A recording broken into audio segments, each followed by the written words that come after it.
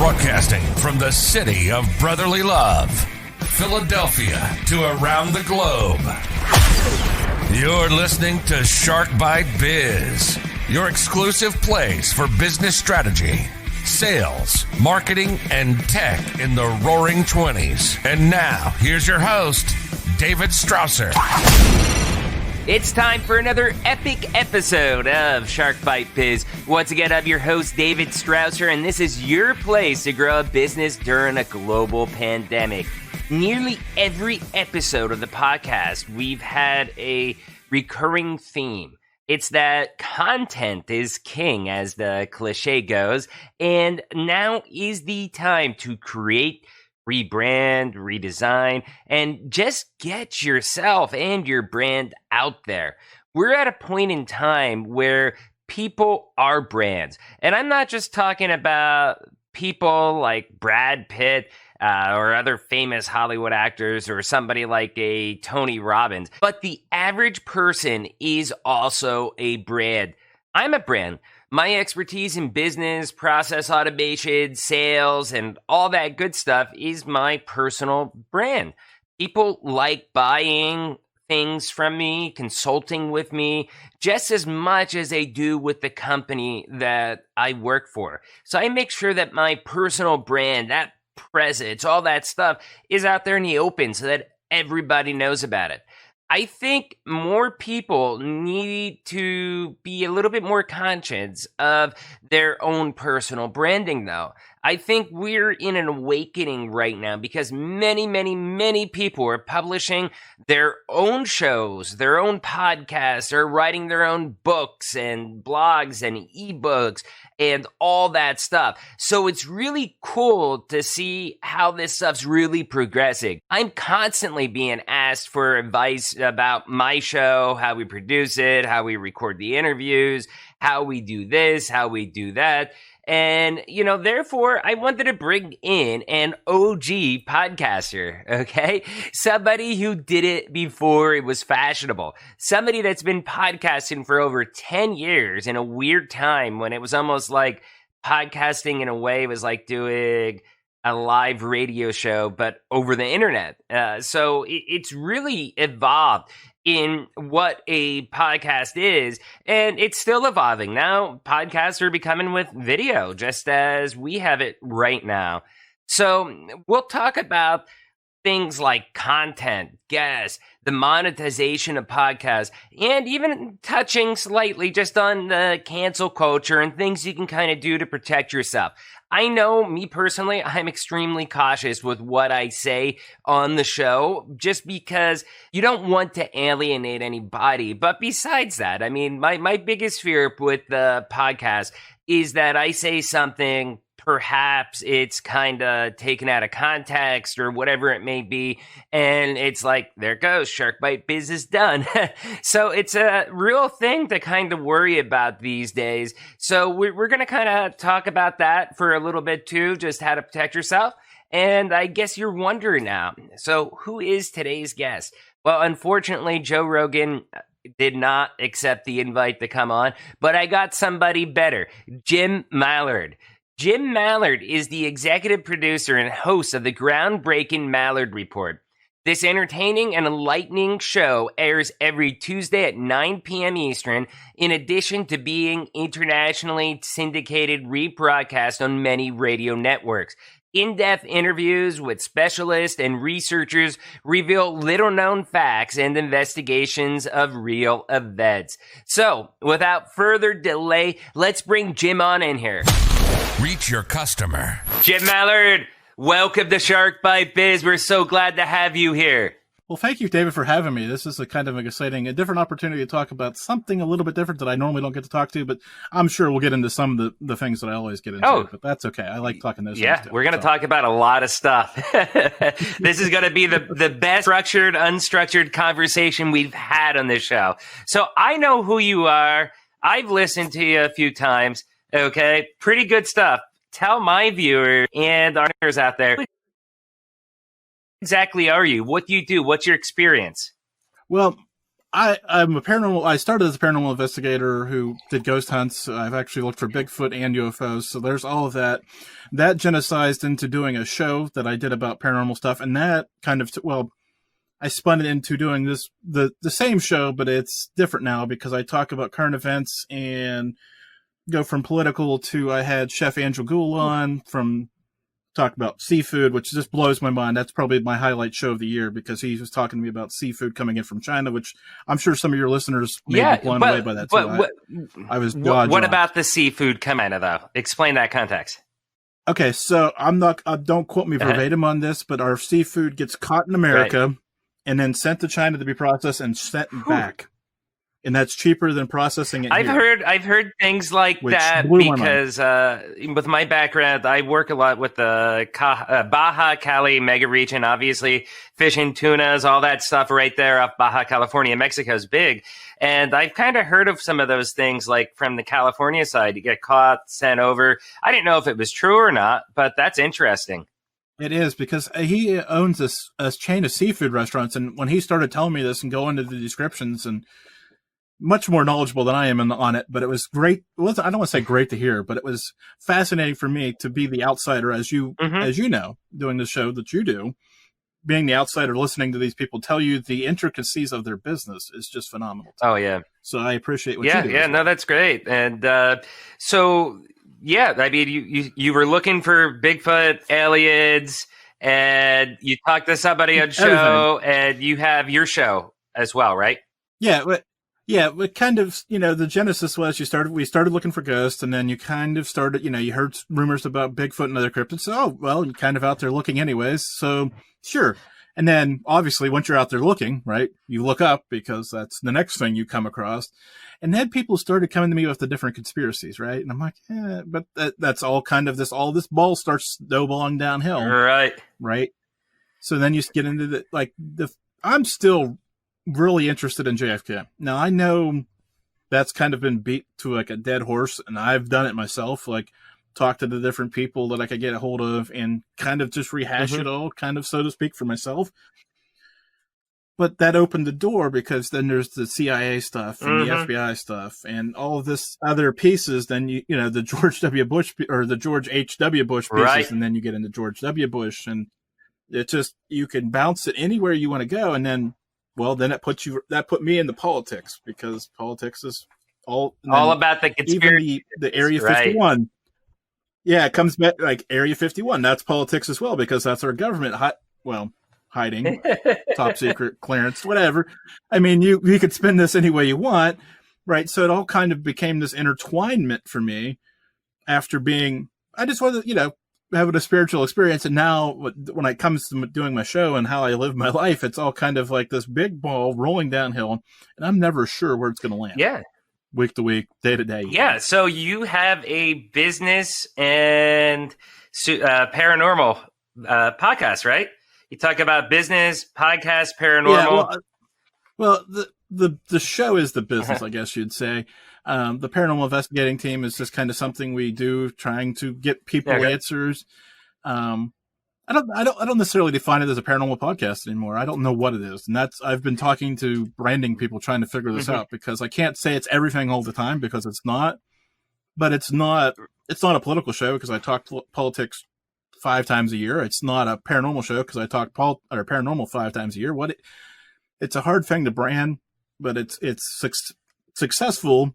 But when you're trying to go out and sell it to advertisers and people, they want to know, they want that A-B connection. And when you're doing something so radically different than most people pull off, I mean, there are people out there trying to do it, but I'll be blowing my own horn and saying I can do it better than most. Well, that's based on track record. Right. I mean, that's what advertisers... We're coming up on 10 years. That's what advertisers want, though. I mean, they want something that can fit between, in this box or in that box. And when you're outside of that box, they get weird with that stuff, man. You would think in 2020, with everything that's gone on, they'd be all accepting at this point. But no, they're not.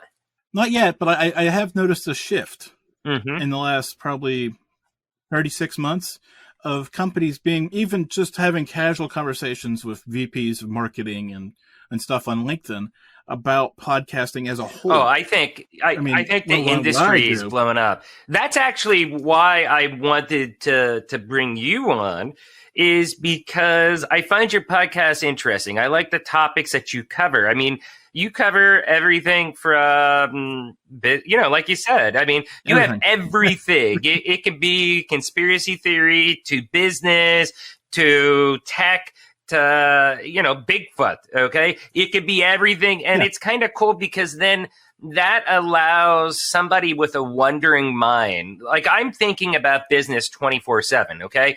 But if I can escape from a business episode of a podcast and have that same personality that I already like talking about, hey, I'm going Bigfoot hunting this weekend and this is what we did.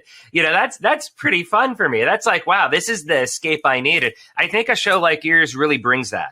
That's why I wanted to bring you on, because how you can make a business out of that and how people can follow their dreams to make a business model of it.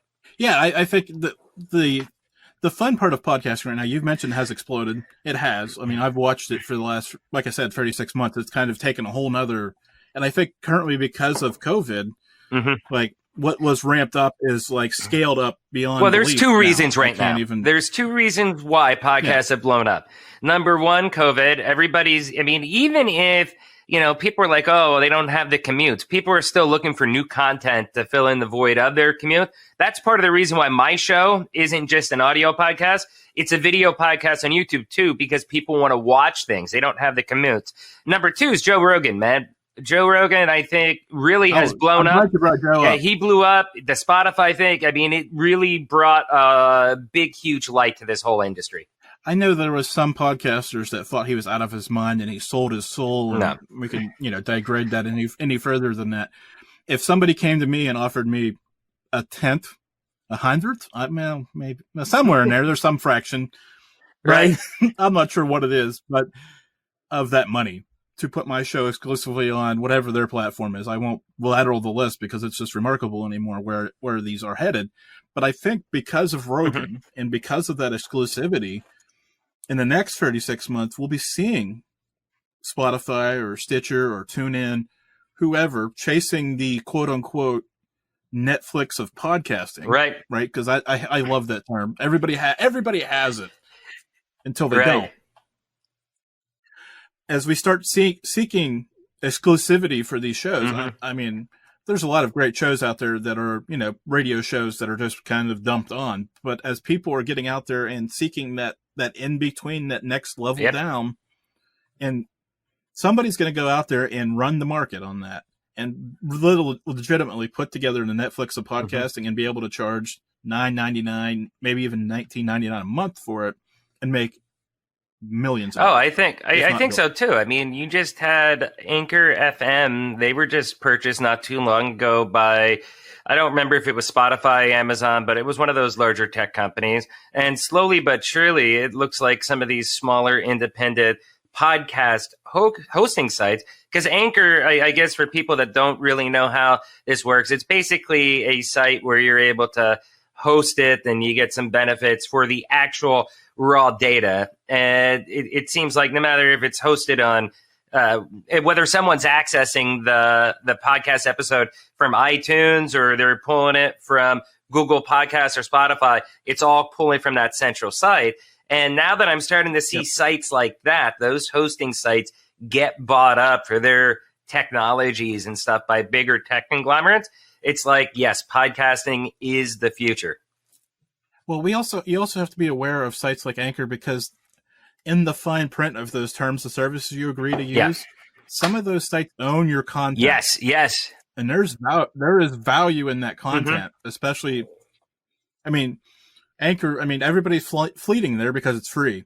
But if they own your content and own your show, and then they turn, say I get Joe Rogan on my show, just for an example, Spotify purchase. If they own, I just looked it up. If they own, so that's kind of the bad position. But if somebody else, like, we'll take Alex Jones, because Rogan and Spotify already have a deal. But they take my Alex Jones interview that I hypothetically have done, and then they run and make money on that because they take it from me and sell it for $9.99 because they own it. I don't have any recourse, and they're making money on mine. Oh, yeah. And that's part of the reason they're buying that content, because they can repurpose it for whatever. And Audio Ventures, I mean, No, what I mean, like, think about Audible. Oh, yeah. Get Audibles in the podcast space too now. Oh, yes. I saw that. Saw that as well, too. And you can find Shark Bite Biz listed on Audible. So I saw this as far as when I was going to set up this podcast. Yeah, some time has passed since I researched it, but that was one of the big things that I noticed. Like a site like Anchor.fm, at least at that time, okay, I don't know if it's like this currently, but it was like, yeah, well, they'll get you on Spotify or iTunes and make it really super easy for you compared to a site. I think I went with Podbean, where I had to manually set it up. It was still pretty easy, but I have to manually do everything. The difference was ownership. You have no idea how easy you have no idea how easy it is today compared to when I started. By the way, tell us a story. How hard was it for you when you set up 10 years ago? Okay, so you mentioned getting on. Okay, so it was iTunes then. It's Apple Podcasts. Right. So that's first and foremost. So if I refer to it as iTunes, you'll understand that it's just the old guy. I still refer to it that way.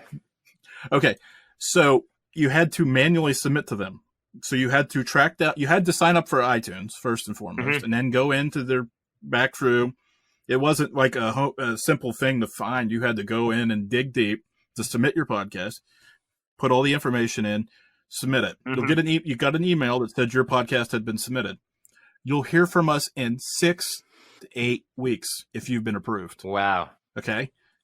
So I wait that 6 to 8 weeks, and I was rejected because my cover art wasn't big enough. Okay. What a, rookie mistake. I didn't know. I just threw the cover art up. I didn't know they had standard sizes. So I appeal to get back on. 6 to 8 more weeks later. Wow. I got this approval message from them that I'd be listed in the next month. Month. Right. So now month. So that's 6 to 8. So the first, we'll say 6, so that's 12, 16 weeks of waiting to get on that one particular. I mean, it's still the dominant podcast place. Right. But back in the day, now you're talking about going to Podbean and having to submit it, and you're hearing back within 2 to 4 weeks. And like it tells you when you go to upload, you need, 3,000 by 3,000 now, whatever it is. I can't remember anymore. It just changes all the time. And this, like it's right there. Like if you're not meeting their standard, it pops up and tells you. Oh yeah. Before it was kind of like, you didn't read the guidelines. And I'm like, guidelines? And then you have to hunt the guidelines, and you're like scrolling down through, and it says cover art must be 800 by 800 square. Yeah. And I went, oh, well, mine wasn't square. Yeah, I think nobody else was looking. I think it's 3,000 by 3,000 now, if I remember correctly. And I think that's, I've been reading some tea leaves that might be changing with iOS 14 coming out. They might want it bigger, which just blows my mind. But. And it drives me nuts about Apple. Can I do an Apple rant right now? And I'm sorry to everybody listening at iTunes, but it's almost with a lot of this stuff, their restrictions are so strict that, they force the market to go by their standards. I mean, if you're doing a podcast, are you really going to individually edit each one of your episodes for every platform out there? Or are you just going, okay, well, Apple's standards meets the requirements for everybody else and just do it to that standard? You know what I mean? We only edit once. Yeah, I was going to say, well, the caveat to your problem is it's pulling from the same RSS feed unless you submit different feeds to these different platforms. So it'd be a legitimate nightmare to do one for a show for Spotify. I mean, I guess you could if you had the time and the energy and the money probably to do it. You could do it, but why you'd want to do that is, well, somebody out there probably does it and has a great comment, and we welcome that here to whatever his email address is. Yeah. Not mine, yours. Yeah. He'll pass it on to me. Yeah, I'll make sure you get it on Twitter. So, let's talk about the business side of the podcast. Okay, you've been doing this for 10 years now. Sounds like you're having a lot of fun with it. Now, you've had some trouble because you're not able to get it to fit inside those boxes of nice, neat categories, okay? How has the monetization from it as a source of business from you? I mean, has it worked out pretty good Is it a viable if you make it? That's what I guess I'm trying to. No. Okay, I guess I should caveat this. Yeah. The show pays for itself, right? Right. But it's not making exponentially money that I can live off of and all this other stuff. Right. Yet. I'm going to preference yet because I believe as the market continues to grow in Rogan and the top end money starts growing, that kind of skews everything forward. I got to quit moving my hands in front of your camera. I'm sorry. Oh, it's all good. Beautiful hands. So I believe that it can pay more. And of course, if I fit one of those boxes and played more nice, I could probably fit one of those boxes and make more. I mean, I see a lot of people making more. And the other thing I want to tell people out there who are starting their own podcasts, and I'm in these groups. I try to help as many people as I can with podcasts starting out, just because I believe that when I started, it was much different than I want to be. Like, I want to pay it back more than people who were involved when I was starting.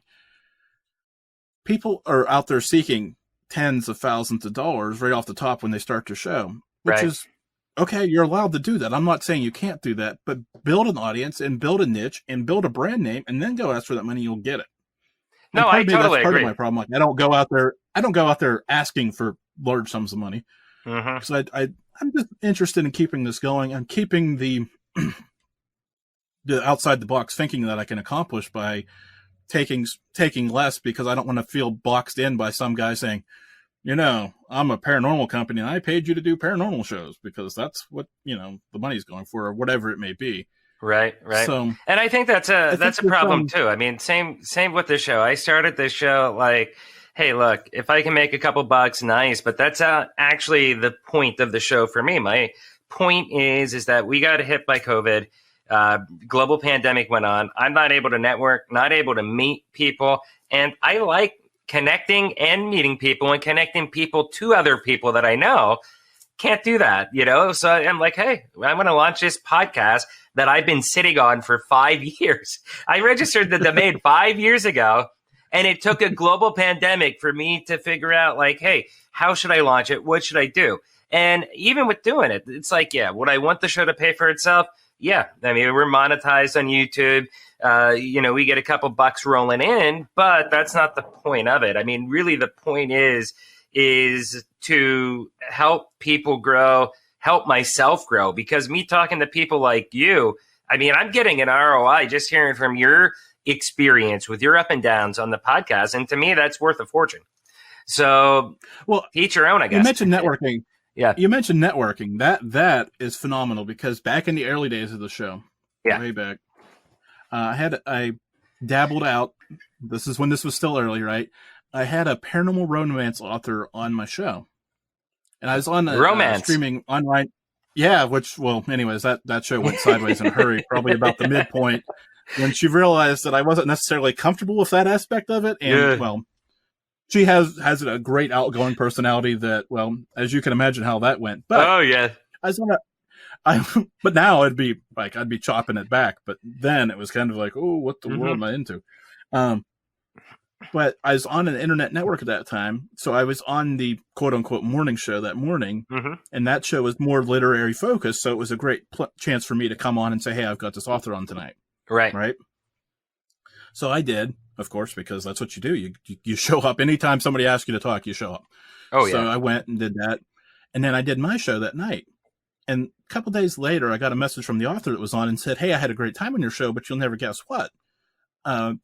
This literary agent was listening to our show and heard us talking and heard about my book, which she had self-published at that point, and wants to take it to a publishing house and get it published. Wow. And I said, well, that's great. Right. And then I started the next week. Right. So you kind of get out of that cycle. Right. And then, hey, my next book's coming out. Can I come back on? And then I remembered that second part of the show and I went, yeah, why not? Let's have some more fun. Cause like I'm a glutton for punishment. The listeners loved it. So whatever, it was great. Yeah. Yeah. That's amazing. Go keep going. Then fast forward, the literary agent got back involved because of it kind of fizzled there for a little bit, but they came back in because of the next book coming out, picked it up, got it published by a major house, and actually got it into Target before it was all said and done. Wow. And that's your book then as well too, right? No, this is her book. Oh, her altogether. book. Sorry.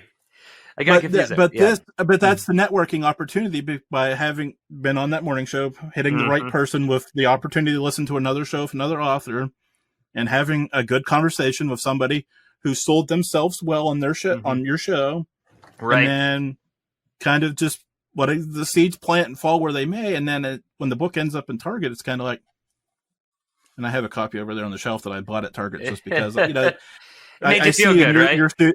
I see in your studio you have a few of those trophies of victory as well, just because that doesn't happen. I mean, that's the only time that's happened, and I had to mark the moment. So, yeah, no, that's great, and that's one of the things that I tell people. I mean, you have that networking opportunity to really get kind of personal with a lot of people, but I think over time too, a lot of people don't even think about the SEO aspect of it. You get that stuff embedded into the internet. Right. Yes. Something 5 years from now that you could have never thought of. You're showing up in this one person's specialized search. They find you because of this random interview you did. And then bing, bang, boom. Next thing you know, you just got a whole new ROI on that interview. So it's, it goes in mysterious ways. Yeah, the return, as I tell people, especially when I'm talking to sponsors, I'm like, hey, this interview will be out there for the next 8, 10, as long as I'm doing my show, that interview, I'm going to keep hosting that. It'll be out there for the next 8, 9, 10 millennia. Yeah, well, if it's secured right? Hopefully, in theory. But at least, go ahead. No, I was gonna ask. Yeah. Sorry, I got a lot of questions for you because I mean, I love talks like this. These are probably some of my favorite conversations where you could talk about crazy stuff on one hand, and then on the other hand, we're talking straight business, and they kind of just have a intersection where they mingle right here. And, interviewing people like you is always awesome. So when you were starting out growing your podcast, obviously it's very different from how it is now. 10 years ago, when you told people, hey, look, I'm going to start this podcast. Okay. What was the reaction? I mean, did a lot of people really understand what podcasts were back then, or how'd that go for you? Well, a lot of people didn't, but there were people that knew what, I mean, there was two very different schools, right? People that knew what it were and like, why? Like, I understand what it is, but why? Yeah. And the people that are like, you're doing what on the where? You're doing radio on the internet?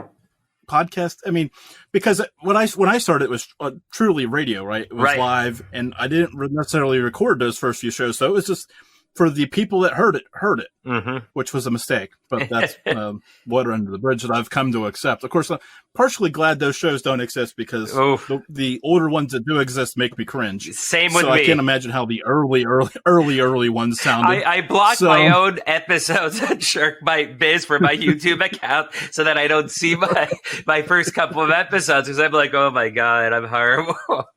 But over time, you get better. Yeah, and it's an art, right? Because it is literally an art because you have to learn the flow of when to ask and when not to ask the question. Because I remember there was a time that I prepared 16 questions. I do an hour show, so 16 questions is a lot of preparing for an hour show. But I wanted to have them so I could be prepared in case the guest kind of went, sure. I just did an interview like that. They're tough. They're tough. But then I got to the point where I was too busy focused on the next question because I've prepared so much that I wasn't necessarily actively listening to what the person was saying, as bad as that may sound. But this is the part of the process where I just wanted to ask my next question because but then I got to the transition point of understanding that, yes, you got to have something there to help guide your conversation, but it doesn't have to be so rigid that you have to sit there and focus on asking your question. Well, that's exactly what I was just telling you earlier. I mean, and my viewers know that too.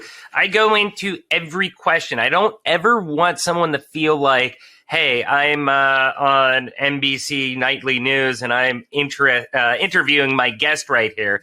No, it's an structured conversation, meaning that I have some guiding points of areas that we want to touch on, maybe even a question every now and then, just to make sure we can fill up the time. But when it comes down to it, we're going wherever the heck this conversation goes. I try to explain it this way to my when I have a guest on. Mm-hmm. We're gonna go down Main Street, right? Right. And we're gonna pick from your shops on your side of the road. And one of them, we're going to window shop for a few minutes, right? We're going to kind of gloss. And then we're just going to take that hard turn and you're going to tell me about one store. Right. And the next thing you know, it's going to be over. Like I had Rand Goldman on last night, a pediatrician from Vancouver. Oh. And he's like, hey, 25 minutes. I'm pretty sure we'll have everything that I need to talk about then. And I said, hey, just block out the hour for me, right? I said, I know you're nervous. And I said, you can pull the plug at any point if you get uncomfortable or you think we're done. Just say it. That's fine. I'll agree. And we got to about 58 after the hour. And he must have looked at a clock and he says, that hour, where'd it go? Or something to that effect. And I went, yeah.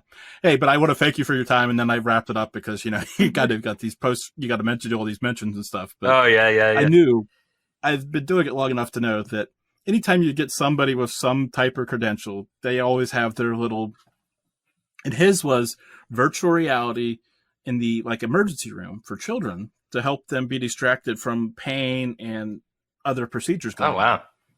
That sounds pretty awesome. And I knew it was. And I had, when I stumbled across that afternoon, I'm like, there it is. Right. Because we were talking a little bit about COVID and how that's impacting children. And I heard him talking about it before, but you mentioned the nightly news, right? Mm-hmm. And they're looking for their 45 seconds at most answer to the question. And so that's kind of what he was, used to doing. And he wasn't used to doing being open and honest and having a free-flowing conversation like you would at a bar. Yeah. Or and that's why I love doing it this way. I try to bring it out with somebody that, hey, look, we're going to have a discussion. I don't really want monologues. I mean, if you got something really important, it takes a couple minutes, whatever, we'll do it. But I prefer it to where I can kind of just jump in and we can, if there's something of value that I can talk about, I think that's where the listeners kind of get the most value with those types of discussions, because then you really go into a lot of times a lot of, interesting areas. So yeah, you could get extra details out because you've probably done these interviews with people that are used to talking for these podcast shows, and they get their question out, and then the interviewer kind of slides into the next thing, like the canned interviews that I was talking about a few minutes ago, or the prepared. A show host sent me want to be on my show, and I'm like, sure, and they send me this big long Google Doc. Send me I did 14. Send me 5 questions and 3 topics that if we need more time, we can, free keywords that we can talk about. And I sent back, I'm not sending you 5 questions. Right. Not my job to do your job. And he was livid with me. Oh, yeah. I said, yeah, I can imagine. So let's see. I got a couple other questions here I wanted to ask. Yeah. First, live streaming. Do you think, first, I don't know, I kind of view it as an evolution that you had podcasting, which was kind of interesting because, you said back in the day, it was people that, it was more radio-ish doing podcasting. I always... Yeah. I'm sorry for this, but I always thought, well, people that are doing podcast because they couldn't be on the radio, and I didn't get the internet radio phase, and I thought it was like wannabe DJs, and I had the total thing wrong, I think, about it. It's really a good source of alternative media to me. I love it. I fully embraced them over the last couple years. But I think as we go on, you got these major tech companies, YouTube, Amazon, Twitch, all these companies that are pushing us towards live streaming. I mean, do you think that's eventually going to be more the future for for these established podcasts like yourself?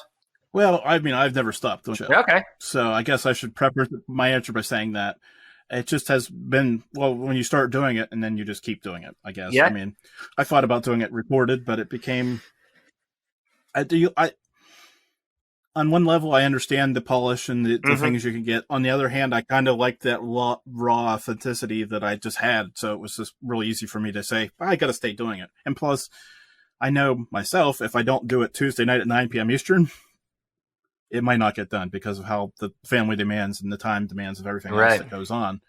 So I needed that hard, rigid, either show up or just don't do it. So that's for me. But the live thing is fascinating to me because I know, like, watching my son blows my mind. Right. Like, he'll watch somebody playing something on Twitch, right? He'll watch somebody play a game. I don't understand it. Mm-hmm. I don't get it. To listen to this kid talk or adult more often than not, talking about this game they're playing while they're playing it, I don't get that part of it either. I don't get that. But it's a huge market. It is. Yeah, I don't necessarily get it about gaming, but what I'm thinking about is, let's just say we got listeners out there. Okay, I guess I'll preface it with this context. Since I've started this podcast, almost every single subject matter expert or business owner we have had on the show have all said that you should use this time to create content, which I thought was awesome because it validated my whole podcast. But, should people that are just starting out, whether it's someone like me that's been around now for a couple months and more established, or someone that's starting out new, should they dive in right at the live stream, even though they're going to have 0, 1, 2 live stream viewers and build it up that way? Or is that something that people should add later? What's your take on that? It's a personal preference because there are some people with the anxiety of being live and you can look really bad being live. Yeah. There's clips on my show. You can look really bad being live in a heartbeat. So you have to accept that. If you can accept that and move on from that, it's for you. But there are other people who need that structure, excuse me, of being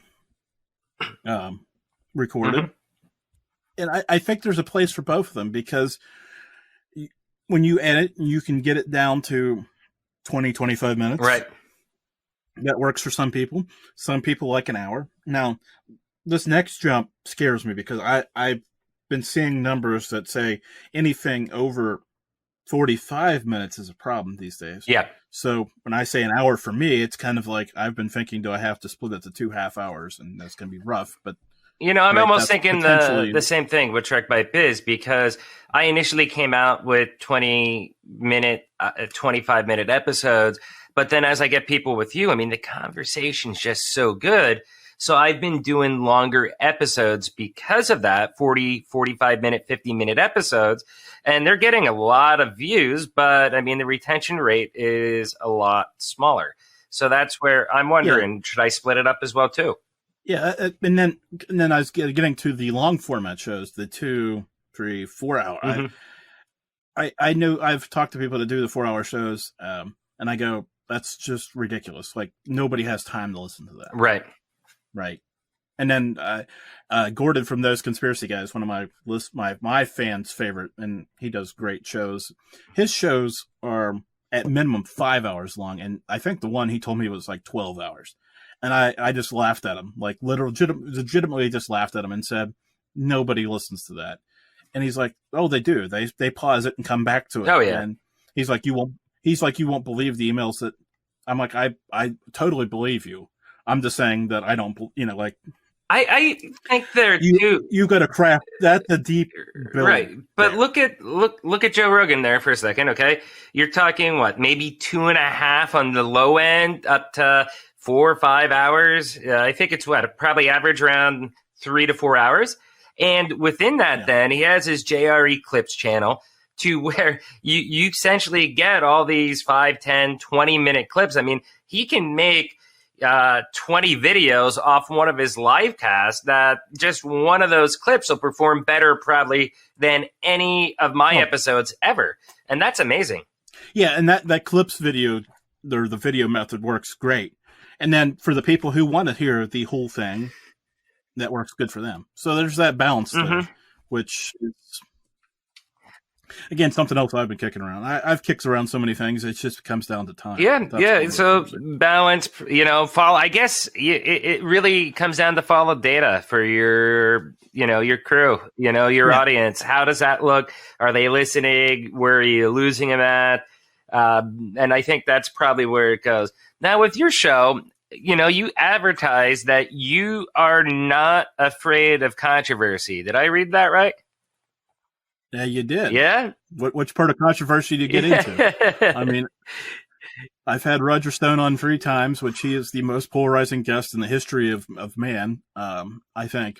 And then obviously when you talk about paranormal, you get into religions and all that other stuff. And I've had Harry Dunn on talking about finances. So, and I mentioned the paranormal romance author earlier. Of course, it's been a while since she's been on, but there's talking all the things they tell you not to talk about. So yeah, controversy kind of. You don't, because I think a lot of people right now too, they're thinking about, hey, I want to create, I want to start a podcast, stuff like that. And I think they're worried about controversy as well, too, because it's so easy for something to get blown up nowadays. I mean, don't you have a fear that one episode could possibly be the last one and you get canceled, that you say the wrong thing with the wrong person? No, because I've intentionally built myself, but now years into it, probably a couple years ago, I intentionally sought out a method of building myself out so I couldn't quote unquote get canceled. From hosting my own shows on my own server, which sounds ridiculous, but whatever, to dropping all the streaming networks and building my own to replace them to, so if Apple would ban me, I'm going to be fine. I don't worry about controversy or being in the limelight, so to speak, because actually, right, that's what we're all seeking, attention. If it's good, bad, indifferent, well, it's never attention is never indifferent. I don't think. So you just take what it comes, and I know, like, I've been running Roger pretty heavily. I'm going to plan on doing it through the election because like I said, there's either you love him or you hate him. And even though he's not, doesn't he have Nixon tattoo on his back? Yeah, I think. Yeah. Is that?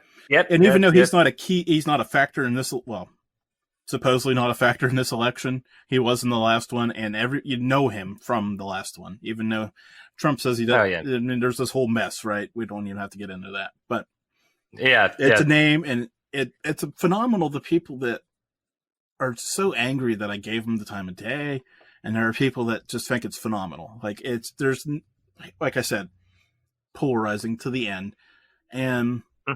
Well, I even told him, I said, well, I don't agree with all your politics, but I'm just fascinated by the level of knowledge that he has about the game of politics, because he played it for so long. And playing the game of politics is the way to put it. Yeah. And, it's one of those things, love him, hate him, whatever. I don't care. I was kind of surprised. I watched the Netflix documentary on him, and I've heard of Roger Stone throughout the years, but I never honestly realized how good he was. Well, I guess how good he was at the political game. Okay, to make that clear, playing that whole thing up until I saw that documentary, and it's pretty crazy. I mean, that's somebody that's had his hand in the cookie jar for a long time with American politics. And I will say this about him as well: it's not just politics. He is the greatest self-promoter that I've had on my show. Yeah. Why would you say that? Because he will take. I'll give you this example. Roger, thanks for being here. How are you today? Oh, Jim, I'm pretty good. And worked a book promo into his answer about how he was doing. Undefeated. That's pretty good. Undefeated. Yeah, I mean, like. So we do got to start getting wrapped up. I got 2 other questions for you, if you don't mind. Oh, of course. First one is, we're talking about the podcast, starting it up, and that's why, you, like I said, you've been doing it for 10 years, and that's why when I covered this subject, I really wanted to get somebody like you on this show. Do you think, like, podcasting in and of itself is a viable business for people thinking out there to start it, or should they be using it more as a tool to complement other things that they're doing? Kind of like how I use it. I use it complementary. I don't use it as a main business. I don't think podcasting in and of itself is the business. Now, can you use it to sell books? Yes. Can you use it to sell X, Y, and Z? Yes. I don't think now. And maybe we talk about this again in 3 years and the money has changed significantly, which I think it's going to. but I think you have to have enough leverage already coming in, like Joe Rogan. Right. I mean, Joe Rogan was somebody before he started his podcast. Right. Any number of these Penn and Teller were people before they, like the top tier of podcasters were Right. somebody. Jordan Belfort. Yeah, were somebody before they started their podcast. Now, is that going Right. to change in the next few years, especially as traditional talk radio changes? Because let's be honest, Rush is getting older and not having the greatest health, and right, all these guys are getting older. You start peeling that layer away, and then as I think eventually some of these upper tier podcasters will get into other projects, video being, I think, where some of that's going to go, especially as we get back out of COVID and people can do video production shows, because people are now seeing the value of one-on-one interviews, not necessarily coming from the traditional mainstream media. So that'll shift them off the top, and you shifted the radio off the top. So then the vacuum will suck some up, or maybe it's the UFO will suck some up. I'm not sure. And maybe the UFO will suck some of them up and have mothership experiences, but that's a whole other problem. So can somebody make a living doing a podcast? Sure. But I don't think you can say me and you start a podcast tonight and suspect to make $10,000 a month next month. I think you have to run into it. And I think if it's a side project to a business where you're trying to network and trying to leverage something else, I think it's going to be a phenomenal opportunity. I think that's the key right now. But like I said, I'm fully expecting that it could change. Yeah, I totally agree. And that's the thing, though, too. I mean, if, this podcast or whatever, maybe Amazon, since Audible's in it now, they're like, hey, you know what? We want Shark Bite Biz to be exclusive. We like your show and your content. That could happen. I'm not personally counting on it. I'm using it for the networking aspect. That's how I got to meet amazing people like you. And I think definitely, though, if people are thinking about getting into podcasting or starting a podcast to complement either themselves as an individual or for their brand, that you definitely probably want to try to just go right into the video podcasting. Spotify is going to be getting big into video with Joe Rogan. They recreated that whole platform, from what I heard, for Joe Rogan's video podcast. So, yeah, I think it's going to be huge going in that direction. That's why I started out like, no, I'm doing a video podcast. And it's still hard because even when I was talking with you, I was like, hey, remember, it's a video. And I put video all in caps, video podcast, because there's that stereotype that, oh, wait, that's a TV show. No, it's a video podcast, man. Yeah. And that was, I've had this struggle because the entry to video back when I started was extremely difficult, right? Because you had to go for Ustream, because YouTube wasn't doing YouTube Live, which I know that sounds shocking to people.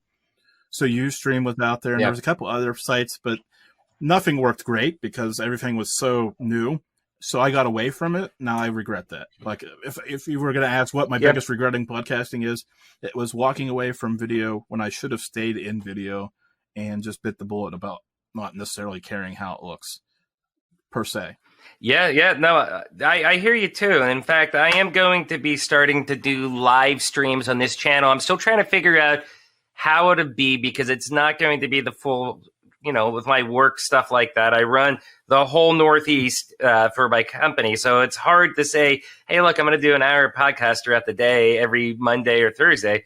Might be traveling or whatever. So I'm thinking, we're going to do 15-minute episodes once or twice a week to cover news headlines and maybe a mini guest and stuff. And I just went out, got myself a Stream Deck to kind of make the transitions easier so I can self-produce. Got everything rolling in here slowly. Yeah, I got all the cool, fun toys. So last question for you, and then we'll wrap up, is you've had so many people on your show. Like you said, Roger Stone. I didn't even know he was there. I'm a huge fan of the paranormal. In fact, I just went to Eastern State Penitentiary this past weekend for a tour, and it was glorious. It was awesome. I loved it. I have a million pictures I took there. What's the craziest paranormal story you have coming from your show? Okay, so it comes from a non-paranormal person, which makes it even better. Oh, yeah. Okay, so retired Secret Service agent John Carmen came on my show. Okay. And he told me before, I send out the bio. It everybody kind of knows I'm still kind of the paranormal guy at this point, but I'm trying to shift gears out of that. So branch out. So I wanted to talk about the Secret Service, and I think this was in the last election cycle. So how it looks doing in a election with being in the Secret Service and all this other stuff. And 10 minutes before the show starts, and all caps, right? I get this message from John, and I'm freaking out because I see this message from John. He's canceling because of whatever, right? So I get it open, and he says, "I've got the greatest ghost story for you ever. Remind me." And I'm like I had all these election questions prepared, like I'm all set, right? It's too, I don't want to. So we get to about 10 minutes left in the show, and I remember the message because I didn't write it on my notes because I didn't want to, this is where I'm going. And I said, "Hey, John, tell me that ghost story you're going to tell me." Because I was kind of like, we kind of talked everything out and I felt good about it. So he's like, "So back when I was working at the White House, I wasn't there this night, but I did some of the paperwork on it." So I'm like, "Okay." One of the agents went down to some part in the basement and thought he seen something, drawed down and shot at it because he couldn't identify it. Right. In the basement of the White House. So he shot in the White Not John, House. but this agent that he had to do this paperwork on shot in the basement of the White House at something that he couldn't see. Right. So then obviously they, all these lights and it gets flooded with, obviously gunshots in the White House is kind of a thing. And red flags everywhere. Right. All these agents flood in and they're like, "What'd you shoot?" He's like, "I shot at there was something moving, a person. I seen a person moving from right to left and across this hallway." And of course, they've searched everywhere and can't find it. He ended up shooting at a ghost in the White House. Wow. I mean, is there any type of capture? No, there's no capture. It's hard to even find evidence of the story besides from him because they, it became really hush-hush because, well, obviously you don't want your Secret Service agents out there sounding a little, kooky. Well, I mean, come on. They did, what was it, in like the 50s? They did have a battle in Los Angeles with UFOs, apparently. It's very possible. I can't comment. I've heard the story, but I don't have any great stories about it. But there's a lot of great things.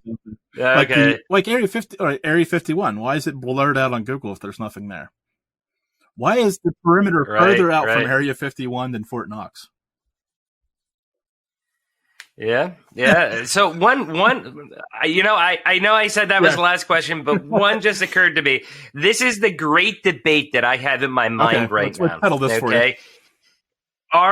Are we in a simulation? Is simulation theory true? Because I'm thinking if it's not true, then there's got to be life somewhere else than just here. Well, I'll answer this question this way. I don't necessarily agree with the simulation. I don't necessarily disagree with it. But if we're the smartest things ever anywhere, we're messing this up on a world-class scale like nobody has seen before. So hopefully there is something else out there laughing their off at us because honestly, that would make me so happy. Well, I mean, you've got to think about it, too. I mean, see, this is where when I'm not working and I'm looking to escape, my mind drifts into this. I don't know if I necessarily say I believe in the simulation theory or anything like that, but it is entertaining to me. But when you start thinking about extraterrestrials, you start thinking about aliens, okay? What I think is that it is possible that there has been life a kabillion times before because, I mean, we're only here for a small amount of time. Blips. I mean, they could have destroyed their own planet tenfold and regrew other life on those places. How close you know what I we mean? Destroying our own planet at the end of World War II. That's what I mean. I mean, it could have happened. I mean, people think, life on other planets, but there's more than just finding a planet that's in the Goldilocks zone. I mean, we also have to kind of be there in the same point of time that they're achieving life on their planet too, because we could be post or pre-life on that planet. And how biased of us to think the Goldilocks zone, you mentioned it, like to think that all creatures need to breathe oxygen and consume this, that, and the other, right? Like, right. Or that they can't live in the ultra cold, or we're just assuming everybody's like us. And we know on this planet, everything isn't like us. We've got fish, for an easy example, that aren't way different than us. I mean, so to assume everything is humanoid everywhere is just well, fun. Well, I think there's a certain degree, a little certain small degree that, they think it has the kind of least match up with some basic stuff. But outside of that, your imagination is what it could actually end up being. I think so. I mean, I don't even know if here we are again, thinking theories that we could talk about all day until we actually see it. We could be totally right or 100% wrong, which is what as you appreciate, you can figure out how the mind works about all these things, and then it just becomes a great time. Definitely. Well, we'll make sure that we cover that in our next episode when you come back. I'm getting you back here in about a couple months, couple quarters down the road. We'll keep talking about this. How can people watch your show or reach out to you? The easiest way to find me is Malliard.com, Malliard.com. The shows are there, contacting me there, links to listen and watch and all that stuff. Just go over there or just type in Malliard on Google or YouTube or anywhere else because, unfortunately or fortunately, I named my show the Malliard Report, but if I was thinking, I would have named it the Malliard Reaction, which is a cooking reaction. Would have been a better thing, but it would have got probably lost a little bit more in the original point. But anyways, I kind of rambled on that. You can always start up a new show. Get a second podcast going. Hey, thank you so much, man. This has been so much fun. It's been entertaining, and I really think the viewers will have a little bit of a break of a different type of guest talking about business. I appreciate you having me here because I do enjoy talking the nuts and bolts of podcasting, which often goes overlooked because it hears this boom and doesn't understand what's built this boom and why this boom is actually important for the people that are in it and what it means going forward. Okay, perfect. Thank you again, and we'll be in touch. Easy to Cheers. find. Wow, that was a pretty fun conversation there with Jib. Since it was just Halloween yesterday, I thought this would be an appropriately timed show since a lot of his episodes have topics that do with things like paranormal stuff. And, he's got some fun stuff out there. Some of it you may be a fan of, some of it might not. But, the main point of having this conversation and why I felt that it was relevant and wanted to have Jim on the show was to discuss the content creation. I really gathered the monetization part from this conversation because I think that is something that is probably the most misunderstood area of podcasting. Many people, I think they just have unrealistic expectations. Yeah, you can make money. Maybe you can get some sponsors. You can get ad revenue off places like YouTube, stuff like that. But you should probably think of it more like a complement to your other revenue streams rather than something you can bake on, okay? It should be a complement to your overall brand strategy. And, don't let that turn you off of podcasting, though. There are so many people out there that have been breakaway stars like Joe Rogan or some gaming streamers out there, and they're making some pretty darn good money with it. But it really comes down to your brand strategy and how you're going to be focused on reaching your audience. So this was a fun video with some interesting conversation. What did you all think? What content are you creating? Share down below in the comment section. And as always, if you like the video, please make sure you smash that subscribe button. And also, please share this to help get the word out about this podcast of helping people, helping brands be able to grow during a global pandemic. Remember, I'm David Strausser. This is Shark Bite Biz, and I'll see you again next episode. Cheers.